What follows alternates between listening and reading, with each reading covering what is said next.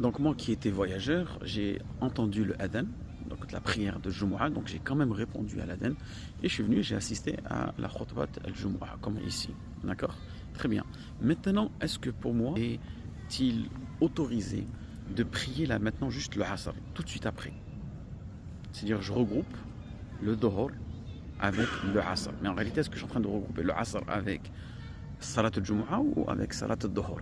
C'est là que les savants, ils ont divergé. Certains savants nous disent, et c'est l'avis des Hanabila, qu'en réalité, Salat al-Jumu'ah, elle remplace la prière du Dhuhr. Donc dans ce cas-là, le regroupement, il est possible. En revanche, dans les trois autres écoles juridiques, chez les Malikites, chez les Shafi'ites, et encore plus, la ville encore beaucoup plus fort chez les Hanafites, pour eux, il n'est pas autorisé de regrouper ces prières.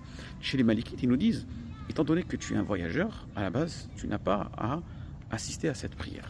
Et si tu assistes à cette prière, il y a une certaine incompatibilité avec ton état en tant qu'état de voyageur et en état le fait que tu assistes à Salat Jumu'ah. Donc tu ne peux pas pour eux regrouper. Donc il y aurait une incompatibilité au niveau des obligations. Chez les Shafi'ites, ils ont aussi le même avis. Et eux, les Hanafites, ils te disent qu'à la base, il n'y a pas de regroupement de prière.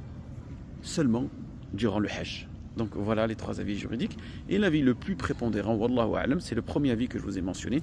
C'est-à-dire que Salat Jumu'ah, c'est un substitut. Elle remplace Salat Dhuhr.